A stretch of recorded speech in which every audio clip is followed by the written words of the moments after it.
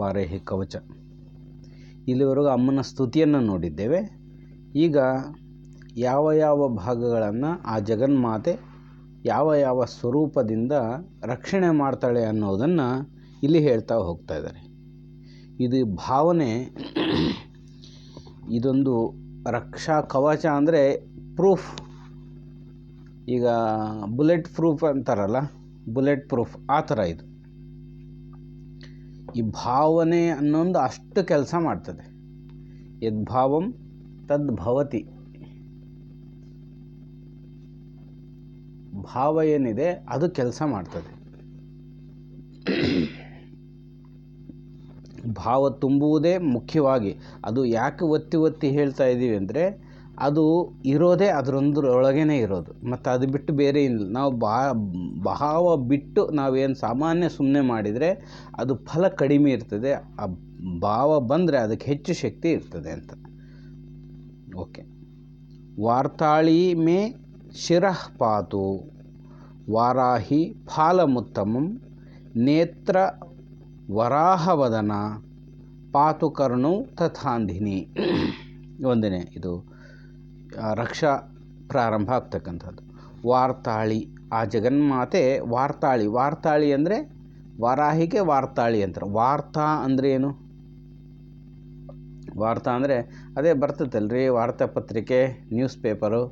ಆ ವಾರ್ತಾ ಅಂದಿಲ್ಲ, ಅದಕ್ಕೆ ವಾರ್ತಾ ಅಂದಿಲ್ಲ ಅವರು. ವಾರ್ತಾ ಅಂದರೆ ಅದು ವೃತ್ತಿಯಿಂದ ಬಂದಿರತಕ್ಕಂಥದ್ದು ವಾರ್ತಾ. ನಮ್ಮ ವೃತ್ತಿ ಅಂದರೆ ನಮ್ಮ ಭಾವನೆಗಳು. ಒಂದೊಂದು ಭಾವ ಒಬ್ಬೊಬ್ಬರು, ಕೆಲವರು ವೃತ್ತಿ ಒಂದೊಂದು ಥರ. ಕೆಲವ್ರಿಗೆ ಕ್ರೂರ ಸ್ವಭಾವ ಇರ್ತದೆ, ಕೆಲವ್ರಿಗೆ ಮೃದು ಸ್ವಭಾವ ಇರ್ತದೆ, ಕೆಲವ್ರಿಗೆ ಮಿಶ್ರ ಸ್ವಭಾವ. ಇದು ವೃತ್ತಿ, ಮನೋವೃತ್ತಿ.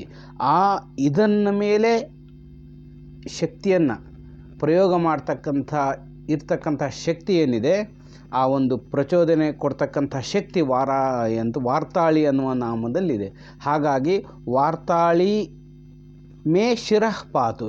ಶಿರದಲ್ಲೇ ತಾನೆ ಎಲ್ಲವೂ, ಈ ತಲೆಯೊಳಗೇ ಎಲ್ಲವೂ, ಮನೋಭಾವಗಳಿಗೆಲ್ಲವೂ ಕೂಡ ರೌಂಡ್ ಹೊಡೆಯೋದು. ಅದಕ್ಕೆ ಆ ಜಗನ್ಮಾತೆ ವಾರ್ತಾಳಿ ರೂಪವಾಗಿ ಆ ಜಗನ್ಮಾತೆ ಶಿರವನ್ನು ರಕ್ಷಣೆ ಪಾತು ಅಂದರೆ ರಕ್ಷಣೆ. ಯಾಕಂದ್ರೆ ಆ ಭಾವನೆ, ಅದು ಶಬ್ದ ಅರ್ಥ ಆದರೆ ನಮ್ಗೆ ಆ ಭಾವನೆ ಬರ್ತದೆ, ಇಲ್ಲಾಂದರೆ ಅದು ಭಾವನೆ ಬರೋದಿಲ್ಲ. ಪಾತು ಅಂದ್ರೆ ರಕ್ಷಣೆ ಮಾಡಲಿ ಅಂತ. ಶಿರಃ ಅಂದರೆ ತಲೆ, ಮೇ ಅಂದರೆ ನನಗೆ, ವಾರ್ತಾಳಿ ಆ ದೇವತೆ ನನಗೆ ಶಿರವನ್ನು ರಕ್ಷಣೆ ಮಾಡಲಿ ಅಂದರೆ ಆ ಭಾವವನ್ನು ತಂದುಕೊಳ್ಬೇಕು. ವಾರಾಹಿ ಫಾಲಮುತ್ತಮಂ. ಫಾಲಭಾಗ ಹಣೆಯ ಭಾಗವನ್ನು ಯಾರು? ಫಾಲಂ ಉತ್ತಮಂ. ವಾರಾಹಿ ಅನ್ನುವಂಥ ಶಬ್ದ ಅಂದರೆ ಇದು ವ ಅಂದರೆ ಅಮೃತ ಬೀಜ ಅಂತ ತಿಳ್ಕೊಂಡಿದ್ದೀವಿ, ರ ಅಂದರೆ ಅಗ್ನಿ ಬೀಜ ಅಂತ ತಿಳ್ಕೊಂಡಿದ್ದೀವಿ, ಹ ಅಂದರೆ ಆಕಾಶ ಬೀಜ ಅಂತ ತಿಳ್ಕೊಂಡಿದ್ದೀವಿ. ಅಂದರೆ ಆ ಜಗನ್ಮಾತೆ ಸ್ವಾಧಿಷ್ಠಾನದಿಂದ ವಿಶುದ್ಧಿವರೆಗೂ ಇರ್ತಕ್ಕಂಥ ಎಲ್ಲವನ್ನೂ ಕಂಟ್ರೋಲ್ ಮಾಡಿರ್ತಕ್ಕಂಥದ್ದು. ಮೂಲಾಧಾರನೂ ಏನು ಕಡಿಮೆ ಏನಿಲ್ಲ, ಅದನ್ನೂ ಸಹಿತ ಆ ಭೂಮಿಯನ್ನು ಎಬ್ಬುತ್ತಾ ಇರೋದ್ರಿಂದ, ವಾರಾಹ ಸ್ವರೂಪ ಇರೋದ್ರಿಂದ ಆ 6 ಚಕ್ರಗಳನ್ನು ದಾಟಿ ಫಾಲಭಾಗವನ್ನು ಈ ಆಜ್ಞಾಚಕ್ರವನ್ನು ದಾಟಿ ಫಾಲಭಾಗ ಅಂದರೆ ಆ ಜಗನ್ಮಾತೆ ಪರಬ್ರಹ್ಮ ಸ್ವರೂಪಿಣಿಯಾಗಿ ರಕ್ಷಣೆ ಮಾಡ್ತಾಳೆ ಅನ್ನುವಂಥದ್ದು ಇಲ್ಲಿ ಫಾಲ. ಇನ್ನೊಂದು ನಮಗೆ ಅನುಕೂಲವಾಗಿ ತಿಳ್ಕೊಳ್ಳೋದಂದರೆ, ನಮ್ಮ ಹಣೆ ಬರ ಬದಲು ಮಾಡ್ತಾಳೆ ಅಂತ ತಿಳ್ಕೊಂಡ್ರೆ ಇನ್ನೂ ಸ್ವಲ್ಪ ಖುಷಿಯಾಗತ್ತೆ, ಸಾಮಾನ್ಯ ಒಂದು ವಿಚಾರವಾಗಿ ನೋಡಿದರೆ. 2. ನೆಕ್ಸ್ಟ್, ನೇತ್ರೇ ವರಾಹವದನ. ನೇತ್ರೆ ಅಂದರೆ ಕಣ್ಣು, ವರಾಹವದನ ಹಂದಿಯ ಮುಖವನ್ನು ಇರ್ತಕ್ಕಂಥವಳು. ಪಾತು ಕರ್ಣೌ ತಥಾಂಧಿನಿ.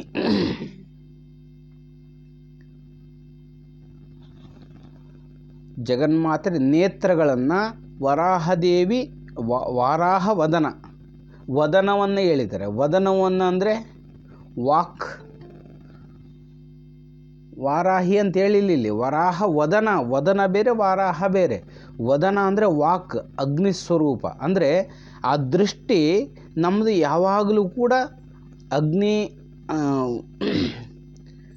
ಅಂದರೆ ಆ ಯೋಗದರಲ್ಲಿ ನಮ್ಮ ಮನಸ್ಸನ್ನು ಸ್ಥಿರಪಡಬೇಕು ಅನ್ನುವಂಥದ್ದು ಒಂದು ಉದ್ದೇಶ ಇರ್ತದೆ. ಅಂದರೆ ಭಾರತೀಯರು ಅಂದರೆ ಏನು? ಭಾರತೀಯರು ಅಂದರೆ ನಾವು ಭಾರತೀಯರು, ಇಂಡಿಯನ್ಸು ಹಂಗಿಲ್ಲದು. ಭಾರತೀಯರಂದ್ರೆ ಭಾಳಷ್ಟು ರಹಸ್ಯ ಇದೆ. ಭಾ ಅಂದರೆ ಪ್ರಕಾಶ ಅಂತ, ರಥ ಅಂದರೆ ರತಿ ಅಂದರೆ ನಿಮ್ಗೆ ಗೊತ್ತಾಗುತ್ತೆ. ಅದರ ಮೇಲೆ ಪ್ರೀತಿ, ಪ್ರೇಮವುಳ್ಳವರು. ಭಾ ಮೇಲೆ ಪ್ರೇಮವುಳ್ಳವರು. ಭಾ ಅಂದರೆ ಪ್ರಕಾಶ, ಪ್ರಕಾಶ ಅಂದ್ರೇನು? ಜ್ಞಾನ, ಜ್ಞಾನದಲ್ಲಿ ಪ್ರೇಮವುಳ್ಳವರು. ಹಾಗಾಗಿ ನಾವು ಭಾರತೀಯರು. ಆತ್ಮಜ್ಞಾನವೇ ಅತ್ಯುನ್ನತ ಜ್ಞಾನ. ಆ ಜ್ಞಾನದಲ್ಲಿ ನಾವು ಪ್ರೀತಿಯನ್ನು ಉಳ್ಳವರಿಂದ ಅದಕ್ಕೆ ನಮ್ಮ ಭಾರತೀಯರು ಅಂತ ಕರೀತಾರೆ. ಇಂಡಿಯನ್ಸ್ ಅನ್ನೋದಲ್ಲ, ಭಾರತೀಯರು. ಅಂದರೆ ಆ ಭಾರತೀಯರು ಅನ್ನೋ ರಕ್ತದಲ್ಲಿ ಜ್ಞಾನ ಇಂಗಿದೆ, ಅದರೊಳಗೆ ಏನು ಇಂಗು ಹೋಗಿದೆ, ಅದೆಲ್ಲ ಆ ಜ್ಞಾನ ಇದೆ. ಅದು ಯಾವಾಗ ಬೇಕಾದರೂ ಹೊರಗೆ ಬರುತ್ತೆ. ಅದು ಎಷ್ಟೇ ವಿನಾಶ ಆದರೂ ಕೂಡ ನಮ್ಮ ಒಂದು ಜ್ಞಾನ ಖಂಡಿತವಾಗೂ ಅದು ಇದ್ದೇ ಇರ್ತದೆ. ಪ್ರತಿಯೊಬ್ಬರಲ್ಲೂ ಇದೆ. ಲಲಿತಾ ಸಹಸ್ರನಾಮದಲ್ಲಿ ಆ ವಿಚಾರ ಬರ್ತದೆ. ಸಹಸ್ರಾರದಲ್ಲಿ ಎಲ್ಲ ಶಕ್ತಿಗಳು, ನನಗೆ ಅಂತಲ್ಲ, ನಿಮಗಂತಲ್ಲ, ಇಡೀ ಎಂಥರಿಗೂ, ಮಹಾಜ್ಞಾನಿಗಳು ಅಂತಲ್ಲ, ಪ್ರತಿಯೊಬ್ಬರು ಕೂಡ ಸಹಸ್ರಾರದಲ್ಲಿ ಎಲ್ಲ ಕಲೆಗಳು, ಎಲ್ಲ ವಿದ್ಯೆಗಳು, ಎಲ್ಲ ರಹಸ್ಯಗಳು ನಿಮ್ಮಲ್ಲೂ ಅಡಕವಾಗಿದ್ದಾವೆ, ನಮ್ಮಲ್ಲೂ ಅಡಕವಾಗಿದ್ದಾವೆ. ಆದರೆ ಅದನ್ನು ಹೊರಗೆ ತಗಲಿಕ್ಕೆ ಒಂದು ಕಾರಣ ಬೇಕಷ್ಟೇ, ಒಂದು ಸನ್ನಿವೇಶ ಬರಬೇಕು. ಆವಾಗ ಅವೆಲ್ಲವೂ ಕೂಡ ಹೊರಗೆ ಬರ್ತವೆ. ನಮ್ಮ ಸ್ಥಿತಿ, ಮೈಂಡ್ ಯಾವಾಗ ಸಮ ಆಗ್ತದೋ ಆವಾಗ ಅವು ಹೊರಗೆ ಬರ್ತವೆ, ಪ್ರತಿಯೊಬ್ಬರಿಗೂ ಕೂಡ. ಹೀಗೆ ಇರ್ತಕ್ಕಂಥದ್ದು. ಹೀಗೆ ನೇತ್ರೇ ವರಾಹವದನ, ವರಾಹವದ ಅಗ್ನಿಸ್ವರೂಪವನ್ನು ನೋಡ್ತಕ್ಕಂಥದ್ದು, ಜ್ಞಾನವನ್ನೇ ನೋಡಬೇಕು ಅನ್ನುವಂಥದ್ದು. ಜ್ಞಾನವನ್ನು ನೋಡಿದರೆ ಜ್ಞಾನವನ್ನು ಮಾತಾಡಲಿಕ್ಕಾಗತ್ತೆ ಅನ್ನುವಂಥದ್ದು ವರಾಹವದನ. ನೇತ್ರೇ ವರಾಹವದನ. ಪಾತು ಕರ್ಣೌ ತಥಾಂದಿನಿ. ಕರ್ಣೌ, ಕರ್ಣ ಅಂದರೆ ಕಿವಿ, ಕಿವಿ ಅಂಧಿನಿ. ಅಂಧಿನಿ ಅಂದರೆ ಕಣ್ಣನ್ನು ದೃಶ್ಯ ಇಲ್ಲದೆ ಇರ್ತಕ್ಕಂಥ ಮಾಡ್ತಕ್ಕಂಥವಳು. ಇಲ್ಲಿ ಕಣ್ಣಿಗೂ ಮತ್ತು ಅಂಧಿನಿಗೂ ಸಂಬಂಧ ಏನಾರ ಇದೆಯಾ? ಕಿವಿ ಕೇಳಿಸೋದಿಲ್ಲ ಅಂದರೆ ಓಕೆ, ಕಣ್ಣು ಕೇಳಿಸೋದಿಲ್ಲ ಅಂದರೆ ಹೆಂಗಾಗತ್ತೆ? ಇದು ಆ ಥರ ಇದೆಯಲ್ಲ. ಇದು ಅಂದರೆ ಡೀಪಾಗಿ ಮಾಮೂಲಾಗಿ ಭಾವನೆ ಮಾಡಿದರೆ ಏನು ತೊಂದರೆ ಇಲ್ಲ ಆ ನಾಮಗಳಲ್ಲಿ. ನಾನು ಸ್ವಲ್ಪ ಒಳಗೆ ಹೋಗ್ತಾ ಇದ್ದೀನಿ ಅಷ್ಟೇ. ಪಾತು ಕರ್ಣೌ ತಥಾಂದಿನಿ. ಅಂಧ ಅಂದರೆ ಮುಚ್ಚುವಂಥದ್ದು ಅಂತ, ಕಾಣದೇ ಇರ್ತಕ್ಕಂಥ. ಈ ಕಿವಿ ಕೇಳದೆ ಹೋದರೆ ಏನಾಗತ್ತೆ? ಪರಬ್ರಹ್ಮ ವಸ್ತು ಬಿಟ್ಟು ಇನ್ನು ಬೇರೆ ಯಾವುದನ್ನು ಕೇಳಬಾರ್ದು ಅನ್ನುವಂಥದ್ದು ಇಲ್ಲಿ ಹೇಳ್ತಕ್ಕಂಥದ್ದು. ಕಣ್ಣುಗಳು ಯಾವಾಗಲೂ ಯಜ್ಞಸ್ವರೂಪವನ್ನು ನೋಡಲಿ, ಕಿವಿಗಳು ಯಾವಾಗಲೂ ಒಳ್ಳೆಯದನ್ನೇ ಕೇಳಲಿ. ಇದೇ ಭಾವ. ಕೆಲವರು ಸಾಮಾನ್ಯವಾಗಿ ಮಂಜುನಾಥನ ಹಾಡು, ರಾಘವೇಂದ್ರ ಹಾಡು ಹಾಡ್ತಿರ್ತಾರೆ. ಏನಂದರೆ, ನಿನ್ನ ಕೈಗಳು ಕರಗಳು ಪೂಜೆ ಮಾಡಿದರೆ ಸಾಕು, ಕಾಲುಗಳು ನಡ್ಕೊಂಡು ನೀನು ನಡ್ಕೊಂಡು ದೇವಸ್ಥಾನಕ್ಕೆ ಬಂದರೆ ಅಂಥೇಳಿ ಕೆಲವೊಂದು ಹಾಡುಗಳು ಹಾಡ್ತಾರೆ. ಅದು ನನಗೆ ಆ ಹಾಡುಗಳು ಯಾವ್ಯಾವ ರಹಸ್ಯ ಸಾರಾಂಶ ಗೊತ್ತಿರ್ತದೆ. ಪೂಜೆ ಮಾಡಿದ ಕೈಗಳೇ ಕೈಗಳು, ದೇವಸ್ಥಾನಕ್ಕೆ ಹೋಗಿರೋ ಕಾಲುಗಳೇ ಕಾಲುಗಳು ಅನ್ನುವಂಥ ಒಂದು ವಿಧದಲ್ಲಿ ಹಾಡುಗಳನ್ನು ಕೂಡ ನಾವು ಕೇಳ್ತಾ ಇರ್ತೀವಿ. ಅಂದರೆ ಇಲ್ಲಿ ಯಜ್ಞ ಸ್ವರೂಪವನ್ನು ಇಲ್ಲಿ ಭಾವನೆ ಮಾಡ್ತಾರೆ. ಅಂದರೆ ನಾವು ಆ ಭಾವನೆಗೆ ತಂದುಕೊಂಡ್ರೆ ಸಾಕು, ಅದು ಯಜ್ಞ ಮಾಡಿದಂತೆ. ಇನ್ನೊಂದು ವಿಶೇಷ ಏನಂದರೆ, ಕಲಿಯುಗದಲ್ಲಿ ಒಂದು ವಿಶೇಷ ಇದೆ. ಕಲಿಯುಗದಲ್ಲಿ ಏನು ವಿಶೇಷ ಅಂದರೆ, ಈಗ ನಾವೇನಾದರೂ ಆಲೋಚನೆ ಮಾಡಿದ್ವಿ, ಕೆಟ್ಟ ಆಲೋಚನೆ ಮಾಡಿದ್ವಿ ಅಂತ ಇಟ್ಕೊಳ್ರಿ, ಅದು ಕಲಿಯುಗದಲ್ಲಿ ಕ್ರಿಯೆ ಆದರೆ ಮಾತ್ರ ಫಲ ಆಗ್ತದೆ. ಏನೇನೋ ಆಲೋಚನೆ ಮಾಡಿದ್ದೀವಿ, ಅವ್ರಿಗೆ ಮೋಸ ಮಾಡಬೇಕು, ಇವ್ರಿಗೆ ಮೋಸ ಮಾಡಬೇಕು, ಹಂಗೆ ಮಾಡೋಕೆ ಅಂದ್ಕೊಂಡ್ರೆ ಅದು ಪಾಪ ಏನು ಬರೋದಿಲ್ಲ. ಆದರೆ ಆ ಕ್ರಿಯೆ ಮಾಡಿದಾಗ ಮಾತ್ರ ಪಾಪ ಬರ್ತದೆ. ಪುಣ್ಯ ಹೆಂಗಿದೆ ಅಂದರೆ, ನೀನು ಸುಮ್ಮನೆ ಮನಸ್ಸಿನಾಗ ಕೂತ್ಕೊಂಡು ಆ ದೇವ್ರನ್ನ ಸ್ತುತಿ ಮಾಡಿ ಪುಷ್ಪವನ್ನು ಹಾಕಿದಂತಂದು ಭಾವನೆ ಮಾಡಿದರೆ ನೀವು ಪೂಜೆ ಮಾಡಿದಷ್ಟು ಆ ಫಲವನ್ನು ನಿಮ್ಮ ಅಕೌಂಟಿಗೆ ಬೀಳ್ತದೆ. ಕಲಿಯುಗದ ವಿಶೇಷತೆ. ಅದಕ್ಕೆ ಮಹಾತ್ಮರು, ಋಷಿಗಳೆಲ್ಲರೂ ಕಲಿಯುಗದಾಗ ಹುಟ್ಟಬೇಕಂತ ಭಾಳಷ್ಟು ಆಸೆ ಪಡ್ತಾರೆ, ಇಚ್ಛೆ ಪಡ್ತಾರೆ. ಯಾಕಂದರೆ ಕಲಿಯುಗದ ವಿಶೇಷತೆ. ನೀವು ಕುತ್ಕೊಂಡು ಈಗ ಅಮ್ಮನನ್ನು ಧ್ಯಾನ ಮಾಡಿದ್ರು ಒಂದ್ಸಲಿ ಅಂದರೆ ನೀವೇ ಕೈಯಾಗಿ ಏನೂ ಮಾಡಿಲ್ಲ, ಆದರೆ ನಿಮಗೆ ಆ ಪೂಜೆ ಮಾಡತಕ್ಕಂಥ ಫಲ ಬಂದುಬಿಡ್ತದೆ. ನೀವು ಮನಸ್ಸಿನಲ್ಲಿ ಕೂತ್ಕೊಂಡು ಕಾಶಿಗೆ ಹೋಗಿ ಶಿವನನ್ನು ದರ್ಶನ ಮಾಡ್ಕೊಂಡು ನಮಸ್ಕಾರ ಮಾಡ್ಕೊಂಡು ಬಂದಿರಿ ಅಂತ ಇಟ್ಕೊಳ್ರಿ, ನೀವು ಕಾಶಿ ವಿಶ್ವೇಶ್ವರ ದರ್ಶನ ಮಾಡಿದ ಫಲ ಭಾಗ್ಯ ನಿಮಗೆ ಬಂದುಬಿಡ್ತದೆ. ಇದು ವಿಶೇಷ. ಈ ಸ್ತೋತ್ರಗಳೆಲ್ಲವೂ ಮಾಡೋದ್ರಿಂದ ಏನಾಗಂದರೆ, ಆ ದೇವತಾ ಸ್ವರೂಪನ ಪೂಜೆ ಮಾಡಿದಷ್ಟೇ ಶಕ್ತಿ ಕೇಳಿದರೂ ಸಾಕು ಬರ್ತದೆ. ಅದಕ್ಕೆ ಯಜ್ಞ ಸ್ವರೂಪ ಅನ್ನುವಂಥದ್ದು. ಸರಿ, ಓಕೆ. ಇದು ಒಂದು ವಾರ್ತಾಳಿ ಮೇ ಶಿರಃ ಪಾತು ವಾರಾಹಿ ಫಾಲಮುತ್ತಮಂ ನೇತ್ರೇ ವರಾಹವದನ ಪಾತು ಕರ್ಣೌ ತಥಾಂದಿನಿ. ರುಂಧಿನಿ ನಾಸಿಕಾ ಪಾತು ಮುಖಂ ಪಾತು ಸುಜಂಭಿನಿ ಪಾತು ಮೇ ಮೋಹಿನಿ ಜಿಹ್ವಾಂ ಸ್ತಂಭಿನಿ ಕಂಠಮಾದರಾತ್. ಇಲ್ಲಿ ನೋಡೋಣ.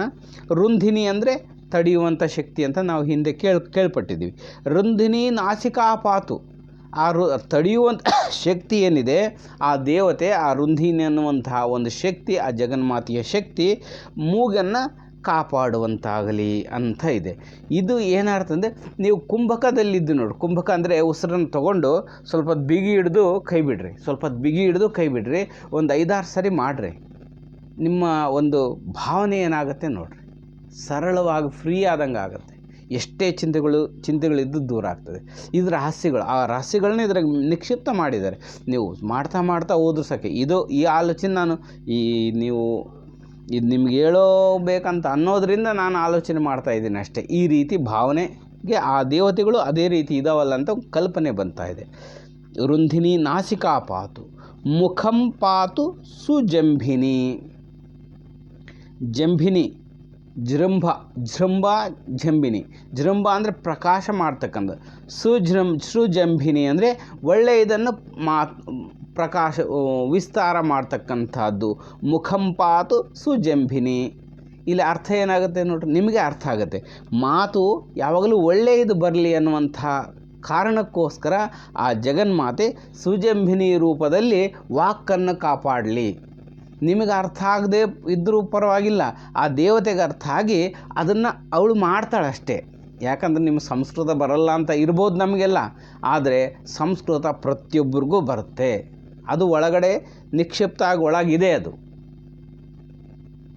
ಅದು ಎಲ್ಲರೊಳಗೂ ಇದೆ. ಹಿಂದೂ, ಮುಸ್ಲಿಮು, ಕ್ರಿಶ್ಚಿಯನ್ಸ್ ಏನು ಸಂಬಂಧ ಇಲ್ಲ. ಪ್ರತಿಯೊಬ್ಬ ಮಾನವ ಜೀವಿ ಅಂತಂದರೆ ಈ ಭಾಷೆ ಅವರೊಳಗೆ ಹುದುಗಿದೆ. ಅದು ನೇಚರ್, ಪ್ರಕೃತಿ, ಭಗವಂತನ ಸೃಷ್ಟಿ. ಪ್ರತಿಯೊಬ್ಬರಲ್ಲೂ ಆ ಚೈತನ್ಯ ಒಂದೇ ಇರೋದು. ನಮಗೊಂದು ಚೈತನ್ಯ, ಇನ್ನೊಂದು ಜಾತಿಯವರಿಗೆ ಇನ್ನೊಂದು ಧರ್ಮದವರಿಗೆ ಚೈತನ್ಯ ಬೇರೆ ಬೇರೆ ಇಲ್ಲ. ಎಲ್ಲದೂ ಒಂದೇ ಚೈತನ್ಯ ಇರ್ತಕ್ಕಂಥದ್ದು. ಹಾಗಾಗಿ ಆ ಜಗನ್ಮಾತೆ ಪಾತು ಮುಖಂ ಪಾತು ಸುಜಂಭಿನಿ ಪಾತು ಮೇ ಮೋಹಿನಿ ಜಿಹ್ವಾಂ. ಪಾತಿನಿ ಮೋಹಿನಿ ಜಿಹ್ವಾಂ. ಮೋಹಿನಿ ಅಂತಕ್ಕಂಥ ದೇವತೆ ನಮ್ಮ ಜಿಹ್ವವನ್ನು ಕಾಪಾಡಲಿ. ಜಿಹ್ವ ಅಂದರೆ ನಾಲಿಗೆ, ಪಾತು ಅರ್ಥ ಆಗುತ್ತಲ್ಲ. ಈ ಮೋಹಿನಿ ಜಿಹ್ವವನ್ನು ಯಾಕೆ ಕಾಪಾಡಬೇಕು ಅಂದರೆ, ಜಿಹ್ವ ಆಯ್ತಲ್ಲ ಮಹಾ ಚಾಪಲ್ಯ ಇರ್ತಕ್ಕಂಥದ್ದು, ಅದೇ ಮೋಹ. ಅದರಲ್ಲಿರ್ತಕ್ಕಂಥ ಜಿಹ್ವ ಚಾಪಲ್ಯ ಮೋಹ. ಆ ಮೋಹಿನಿ ಇದ್ದು ಬಿಟ್ಟರೆ ನಮ್ಮ ನಾಲಿಗೆಯನ್ನು ನಾವು ಕಂಟ್ರೋಲೇ ಇಡ್ತೀವಿ ಅಂತ.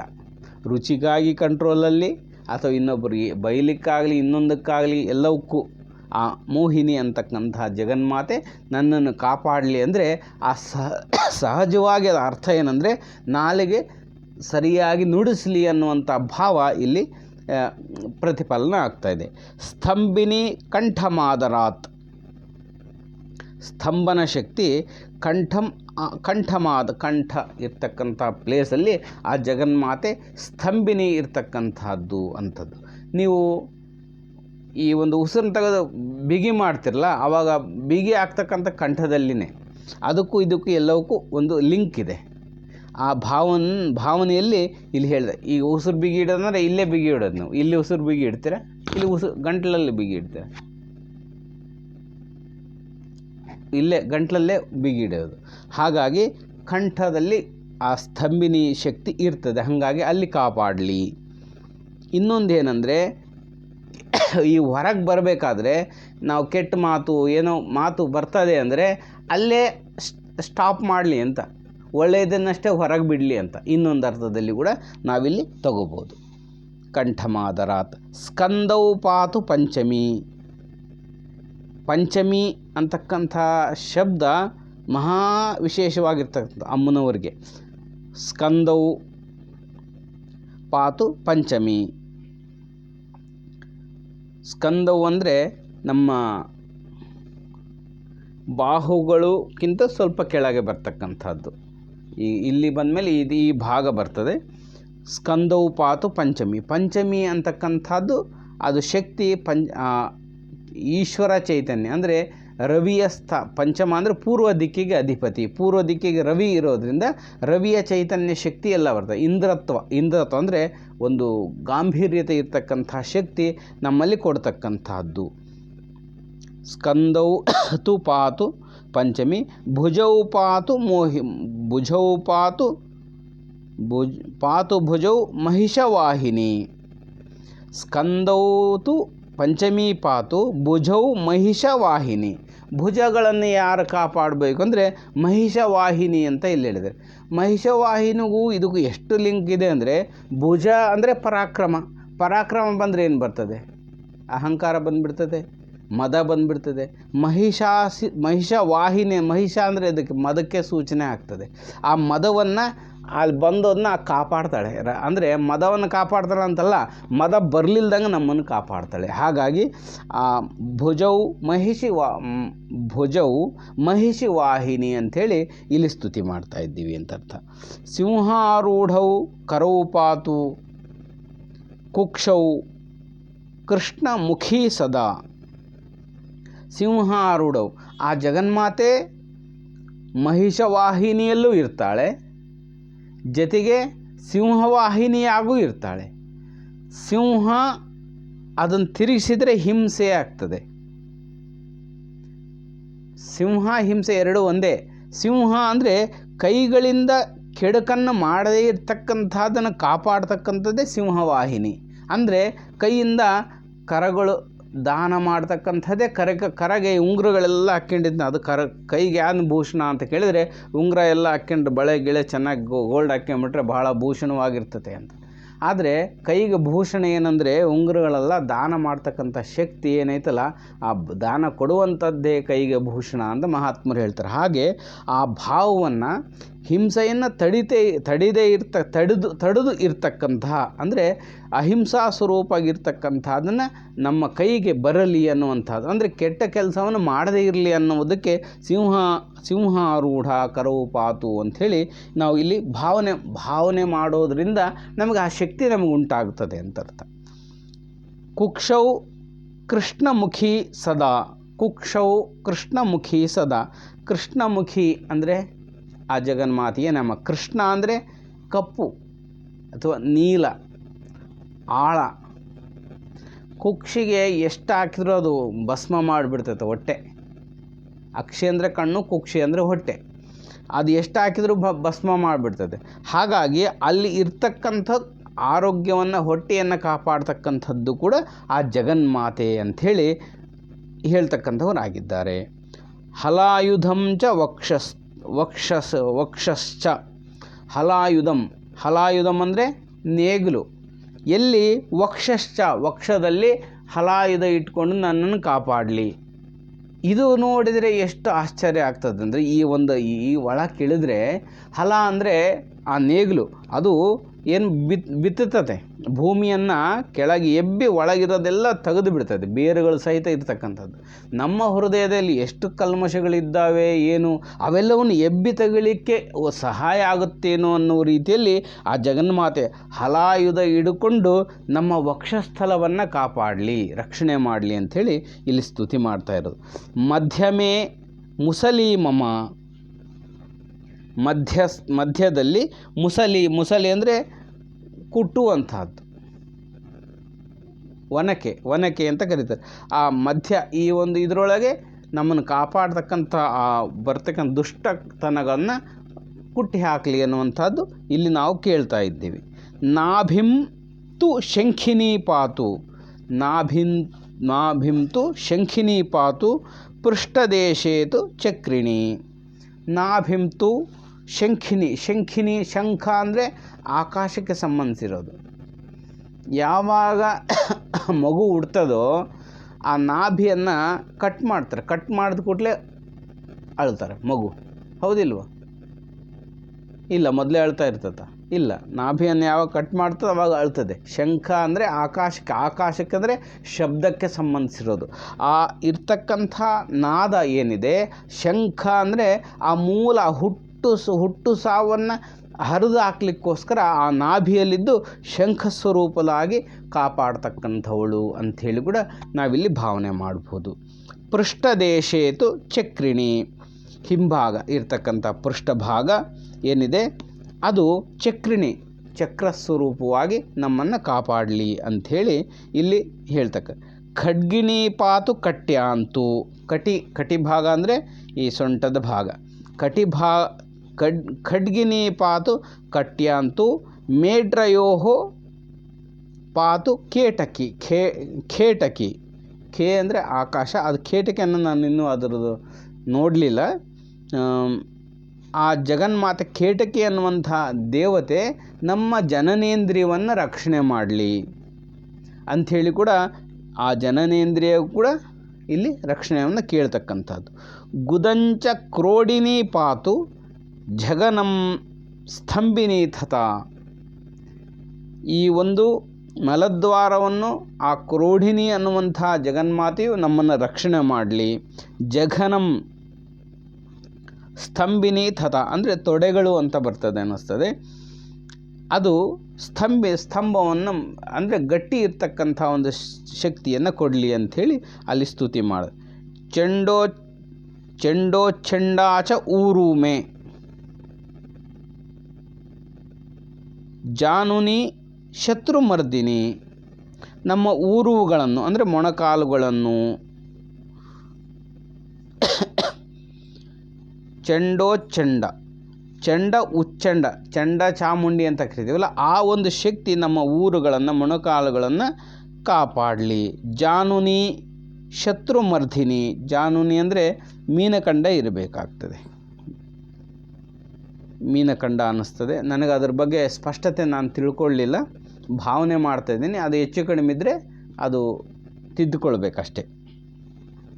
ಜಾನುನಿ ಶತ್ರುಮರ್ಧಿ, ಶತ್ರುಗಳನ್ನು ಸಂಹಾರ ಮಾಡಲಿ. ಅಂದರೆ ಶತ್ರು ಸಂಹಾರ ಅಂದರೆ ಧೈರ್ಯ ಬರಬೇಕು ಅಂತ. ಧೈರ್ಯ ಅಂದರೆ ಹೃದಯಕ್ಕೆ ಸಂಬಂಧಿರ್ತಕ್ಕಂಥ ಶಬ್ದ. ಈ ಹೃದಯದ ಒಂದು ಕೆಲಸ ಮೀನಖಂಡಗಳು ಮಾಡ್ತವೆ. ಮೀನಖಂಡಗಳು ಯಾವಾಗ ವೀಕ್ ಆಗ್ತದೋ, ನೋವು ಬರ್ತದೋ, ಹೃದಯಕ್ಕೆ ಪೆಟ್ಟಾಗಿದೆ ಅಂತ ಗುರುತು. ಅದು ಆಯುರ್ವೇದಿಕ ಶಾಸ್ತ್ರದ ಪ್ರಕಾರವಾಗ. ಹಾಗಾಗಿ ಆ ಒಂದು ಜಾನುವುಗಳನ್ನು ಶತ್ರುಮರ್ಧಿನಿಯಾಗಿರ್ತಕ್ಕಂಥ ಜಗನ್ಮಾತೆ ಕಾಪಾಡಲಿ. ಜಂಘಾದ್ವಯೋರ್ಭದ್ರಕಾಳಿ ಚಾಮುಂಡ ಗುಲ್ಫಯೋದ್ವಯೋ, ಗುಲ್ಫ ಅಂದರೆ ಪಾದದ ಹರಡು, ಪಾದ ಇರ್ತದಲ್ಲ ಅದು. ಈ ಜಂಘಯೋ ಅಂದರೆ ಮೊಣಕೈ, ಮಣಿಬಂಧ ಅಂತ ಕರೀತಾರೆ ಕೈಗೆ, ಕಾಲಿಗೆ ಜಂಘ ಅಂತ ಇರ್ಬೋದು ಅನ್ನಿಸ್ತದೆ, ನನಗದು ಸ್ಪಷ್ಟತೆ ಇಲ್ಲ. ಇದು ಆ ಮಣಿ ಸಂದನ್ನು ಕೂಡ ಇರ್ತಕ್ಕಂಥ, ಕಾಲಿಗಿರ್ತಕ್ಕಂಥ ಆ ಸಂದನ್ನು ಕೂಡ ಕಾಪಾಡ್ತಕ್ಕಂಥದ್ದು ಭದ್ರಕಾಳಿ ಅಂಥೇಳಿ ಇಲ್ಲಿ ಹೇಳ್ತಾ ಇದ್ದಾರೆ. ಚಾಮುಂಡ ಗುಲ್ಫ ಅಂದರೆ ಈ ಪಾದದ ಹರಡು ಇರ್ತದಲ್ಲ ಅದು ಕಾಪಾಡ್ತಕ್ಕಂಥದ್ದು ಆ ಜಗನ್ಮಾತೆ. ಪಾದವು ತದಂಗುಳಿಶ್ಚೈವ ಪಾತು ಚೋನ್ಮತ್ತ ಭೈರವಿ, ಅಂಗುಳಿ ಅಂದರೆ ಪಾದಗಳ ಬೆರಳುಗಳನ್ನು ಅಂಗುಳಿ ಬೆರಳುಗಳನ್ನು ರಕ್ಷಣೆ ಮಾಡೋದು ಯಾರು ಅಂದರೆ ಉನ್ಮತ್ತ ಭೈರವಿ ಅನ್ನಂಥ ದೇವತಲ್ಲಿ ಆ ಜಗನ್ಮಾತೆ ಕಾಪಾಡ್ತಾ ಇದ್ದಾಳೆ. ಸರ್ವಾಂಗಂ ಸತತಂ ಪಾತು ಕಾಲಸಂದೀಪನಿ ಮಮ, ಸರ್ವಾಂಗಂ ಎಲ್ಲ ಅಂಗಗಳನ್ನು ಕೂಡ ಕಾಲಸಂದೀಪನಿ ಅಂದರೆ ಕಾಲಸ್ವರೂಪವಾಗಿ ನಮ್ಮನ್ನು ಕಾಪಾಡಲಿ ಅಂಥೇಳಿ ಇಲ್ಲಿ ನಾವು ಸ್ತುತಿ ಮಾಡ್ತಾ ಇದ್ದೀವಿ. ವಾರಾಹಿ ಕವಚಂ ದಿವ್ಯಂ ಸರ್ವಸಿದ್ಧಿಪ್ರದಾಯಕಂ, ಈ ಒಂದು ಕವಚ ಸರ್ವಸಿದ್ಧಿಪ್ರದಾಯಕ ಯಾಕಾಗತ್ತೆ ಅಂದರೆ ಇಷ್ಟೆಲ್ಲ ನಮ್ಮ ಎಲ್ಲ ಭಾಗಗಳಲ್ಲಿಯೂ ಕೂಡ ಆ ಜಗನ್ಮಾತೆ ಇದ್ದು ರಕ್ಷಣೆ ಕೊಟ್ಟು ನಡೆಸ್ತಾ ಇದ್ದರೆ ಇನ್ನು ಎಲ್ಲ ಸಿದ್ಧಿಗಳು ಸುಲಭವಾಗಿ ಬರ್ತವೆ, ಅದ್ರಾಗೇನು ಡೌಟೇ ಇಲ್ಲ. ಸರ್ವಶತ್ರುಕ್ಷಯಕರಂ, ಶತ್ರುಕ್ಷಯಕರಂ ಅಂದರೆ ಶತ್ರುಗಳನ್ನು ಹೊರಗಿನವರಲ್ಲ, ಒಳಗಿರ್ತಕ್ಕಂಥವ್ರು ಹೋದರೆ ಹೊರಗೆ ಯಾರೂ ಇರೋದೆಲ್ಲ ಒಳಗೆ ಯಾರೂ ಇಲ್ಲ. ಒಳಗೆ ನಾವು ಸೃಷ್ಟಿ ಮಾಡ್ಕೊಂಡಿದ್ದು ಹೊರಗೆ ಕಾಣಿಸ್ತಾ ಇದೆ. ನಮ್ಮ ಪ್ರತಿಫಲನವೇ ಅಲ್ಲಿ. ಕನ್ನಡಿಯಲ್ಲಿ ಮಸಿ ಮಖಕ್ಕೆ ಬಳ್ಕೊಂಡು ಕನ್ನಡಿಯಲ್ಲಿ ಒರೆಸಿದರೆ ಹೋಗುತ್ತಾ ಮಸಿ? ಮುಖದಲ್ಲಿರ್ತ ಕನ್ನಡಿಯಾಗ ಮೊಸರು ಕಾಣಿಸ್ತದೆ. ಆ ಕನ್ನಡಿಯಾಗ ಒರೆಸಿ ಏನು ಶತ್ರುಗಳು ನಾಶನೇ ಆಗಂಗಿಲ್ಲ. ಇಲ್ಲಿ ಒಳಗೆ ಒರೆಸ್ಕೊಂಡ್ರೆ ಮುಖ ನೀಟಾಗಿ ಕಾಣಿಸ್ತದೆ. ಆ ರೀತಿ ನಮ್ಮ ಒಳಗಿರ್ತಕ್ಕಂಥ ಎಲ್ಲ ಶತ್ರುಗಳನ್ನು ಆ ಜಗನ್ಮಾತೆ ನಾಶ ಮಾಡಿದರೆ ನಾವು ಸ್ವಚ್ಛರಾಗ್ತೀವಿ, ಪರಿಪೂರ್ಣರಾಗ್ತೀವಿ. ಸರ್ವಕಾರ್ಯ ಕರಂ ಶುಭಂ, ಎಲ್ಲ ಕಾರ್ಯಗಳು ಕೂಡ ಶುಭ ಆಗ್ತವೆ ಅನ್ನುವಂಥದ್ದು ಈ ವಾರಾಹಿ ಕವಚದ ನಾಮ. ಪ್ರತಿಯೊಂದು ದೇವತೆಗೂ ಇರ್ತಕ್ಕಂಥ ಕವಚಗ ಇದೇನೋ ವಿಶೇಷ, ನನಗೆ ಗೊತ್ತಿಲ್ಲ. ಅದು ಈಗ ಸ್ಫುರಣೆ ಆಗಿ ಆ ಭಾವನೆಯನ್ನು ತಂದುಕೊಂಡ್ರೆ ಆ ರೀತಿ ನಮ್ಮನ್ನು ಕಾಪಾಡ್ತಾಳೆ ಅಂತ ಭಾವನೆ ಮಾಡಿದರೆ ಅದೆಷ್ಟು ಆನಂದ ಆಗ್ತದೋ ಗೊತ್ತಿಲ್ಲ. ಆ ಭಾವದಿಂದ ನಾವು ಓದಬೇಕು ಇದನ್ನು ಅನ್ನೋದು ಮುಖ್ಯ. ಈ ವಾರಾಹಿ ಕವಚ ಸಂಪೂರ್ಣ ಆಯಿತು. ಎಲ್ಲರೂ ಕೂಡ ಆ ಜಗನ್ಮಾತೆ ವಾರಾಹಿ ದೇವಿ ಸಕಲ ಸನ್ಮಂಗಳಗಳನ್ನು ಕೊಡಲಿ, ಎಲ್ಲರಿಗೂ ಕಾಪಾಡಲಿ ಅಂಥೇಳಿ ನಾನು ಹಾರೈಸ್ತೇನೆ. ಇಲ್ಲಿವರೆಗೂ ನನಗೊಂದು ಇದು ಅವಕಾಶ ಅಷ್ಟೇ. ಇಲ್ಲಾಂದ್ರೆ ನಾನು ಸುಮ್ಮನೆ ಇರ್ತಿದ್ದೆ ಅಷ್ಟೇ. ಏನೋ ವಾರಾಹಿ ಸ್ತುತಿ 5 ದಿವಸ ಮಾಡಬೇಕು ಅಂಥೇಳಿ ಒಂದು ಸಂಕಲ್ಪ ಆಯಿತು. 5 ದಿವಸ ನಿಮ್ಮ ಜೊತೆ ಕಳೆದಿದ್ದು ನೀವು ಬಂದಿರೋದ್ರಿಂದ ನಾನು ಮಾತಾಡಿದೆ. ಇಲ್ಲಾಂದ್ರೆ ನಾನು ಮಾತಾಡೋಂಗಿಲ್ಲ, ಏನಿಲ್ಲ, ಎಲ್ಲ ಬಂದು. ಹಾಗಿರೋದ್ರಿಂದ ನಿಮ್ಮೆಲ್ಲರೂ ಕೂಡ ಕೃತಜ್ಞತೆಗಳು ಸಲ್ಲಿಸ್ತೀನಿ ಈ ಬಂದಿರೋದಕ್ಕೆ. ಇದರಲ್ಲಿ ಮತ್ತೇನಾದ್ರು ಮಿಸ್ಟೇಕ್ ಇದ್ದರೆ, ನೀವು ಕ್ವಶನ್ಸ್ ಇದ್ದರೆ ನೀವು ಯೂಟ್ಯೂಬಲ್ಲಿ ಪ್ರಶ್ನೆ ಮಾಡಿದರೆ ನಾನು ಅದಕ್ಕೆ ತಿಳಿದು ಉತ್ತರ ಕೊಡಲಿಕ್ಕೆ ಪ್ರಯತ್ನ ಮಾಡ್ತೀನಿ. ಈಗ ನಾನು ಹೇಳಿರೋರು ಏನಾದರೂ ಕೆಲವು ವ್ಯತ್ಯಾಸ ಇದ್ದರೆ, ಈಗ ಜಗನಂ ಅನ್ನುವಂಥದ್ದು, ಜಾನುನಿ ಅನ್ನುವಂಥದ್ದು ಸ್ವಲ್ಪ ಸಂಸ್ಕೃತ ಶಬ್ದ, ಆ ಭಾಗಗಳಿಗೆ ಹೇಳ್ತಕ್ಕಂಥದ್ದು, ಅದರಲ್ಲೇನು ವ್ಯತ್ಯಾಸ ಆಗಿದ್ದರೆ ಅದನ್ನು ನಾನು ಯೂಟ್ಯೂಬಲ್ಲಿ ಸ್ಪಷ್ಟಪಡಿಸ್ತೇನೆ. ಇದು ಅಂಥೇಳಿ ಸ್ಪಷ್ಟಪಡಿಸ್ತೇನೆ. Okay, thank you. ನಿಮಗೆಲ್ಲರಿಗೂ ಕೂಡ ಧನ್ಯವಾದಗಳು.